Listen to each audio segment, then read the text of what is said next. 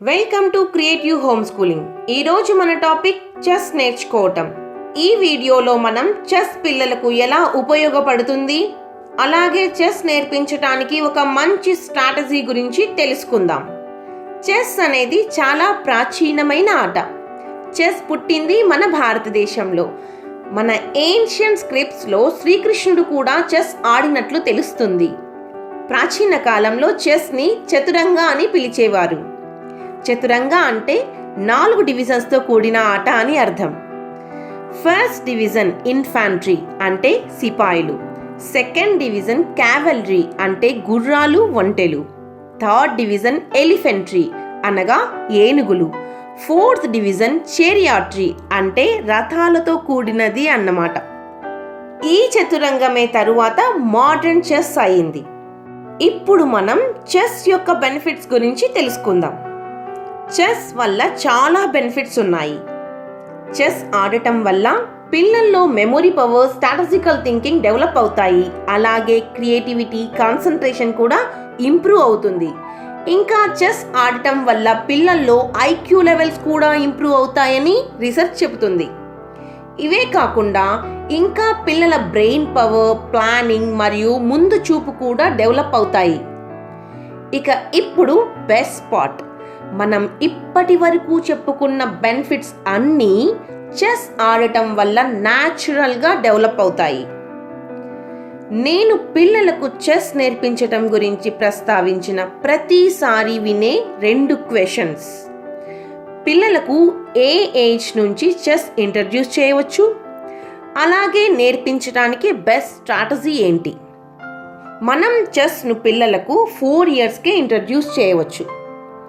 ఎర్లీగా ఇంట్రడ్యూస్ చేయటం వల్ల పిల్లలకు స్కూల్ స్టార్ట్ అయ్యే ముందు కావలసిన అన్ని మైండ్ స్కిల్స్ డెవలప్ అవుతాయి. ఇక ఇప్పుడు పిల్లలకు చెస్ నేర్పించడానికి నా స్ట్రాటజీ చూద్దాం. యాక్చువల్ 8x8 బోర్డ్కి బదులుగా నేను 4x4 బోర్డ్ని చూస్ చేసుకున్నాను. ఇలా 4x4 బోర్డ్తో నేను స్టెప్ బై స్టెప్ ఛాలెంజెస్ తయారు చేశాను. ఇక బిగినర్ లెవెల్ ఛాలెంజెస్కి నేను ఎగ్ లెవెల్ అని, ఇంటర్మీడియట్ ఛాలెంజెస్కి క్యాటర్పిల్లర్ లెవెల్ అని, అడ్వాన్స్డ్ లెవెల్ ఛాలెంజెస్కి ప్యూపా లెవెల్ అని, మరియు ఎక్స్పర్ట్ లెవెల్ ఛాలెంజెస్కి బటర్ఫ్లై లెవెల్ అని డివైడ్ చేశాను. ఇలా ప్రతి లెవెల్కి 12 ఛాలెంజెస్, అలా టోటల్గా 48 ఛాలెంజెస్ని తయారు చేశాను. ఈ ఛాలెంజెస్ క్రియేట్ చేయడానికి నేను ప్రతి లెవెల్కి ఒక మ్యాట్రిక్స్ను తయారు చేసుకున్నాను. ఈ మ్యాట్రిక్స్ ద్వారా నేను ప్రతి పీస్ మరియు ప్రతి మూవ్ కవర్ అయ్యేలాగా ప్లాన్ చేసుకున్నాను. ఇలా ఛాలెంజెస్ క్రియేట్ చేసుకోవటం వెనుక ముఖ్య ఉద్దేశం, ఒక సింగిల్ సెటప్లో డిఫరెంట్ పీసెస్ యొక్క మూవ్స్ను పిల్లలకు నేర్పించటం. మీకు ఇంకా క్లియర్గా అర్థం కావటానికి ఒకసారి ఫస్ట్ బిగినర్ ఛాలెంజ్ చూద్దాం. ఇక్కడ మెయిన్ ఐడియా ప్రతి స్టెప్లో అట్లీస్ట్ ఒక్క పీస్ను ఎలిమినేట్ చేయటం. మొత్తం ఛాలెంజెస్ కంప్లీట్ అయ్యేసరికి ఒక్క చెస్ పీస్ మాత్రమే మిగలాలి. బిగినర్ లెవెల్లో మనం ముందుగా 4 పీసెస్తో స్టార్ట్ అవుతాం. అలా అడ్వాన్స్ లెవెల్ వచ్చేసరికి బోర్డ్ మీద 8 పీసెస్ ఉంటాయి. ఇప్పుడు మనం మా బాబు ప్రతి లెవెల్లో ఒక ఛాలెంజ్ను ఎలా సాల్వ్ చేస్తున్నాడో చూద్దాం. అప్పుడు మీకు ఇంకా క్లియర్ ఐడియా వస్తుంది.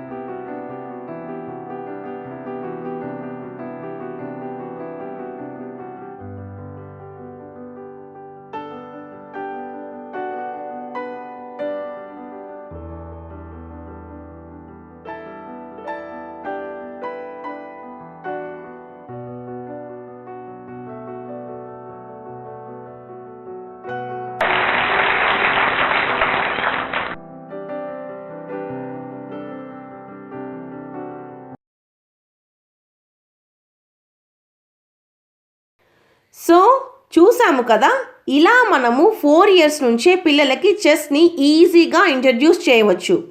ఇక నెక్స్ట్ వీడియోస్లో చెస్ మూవ్స్ మరియు స్ట్రాటజీని తెలుసుకుందాము.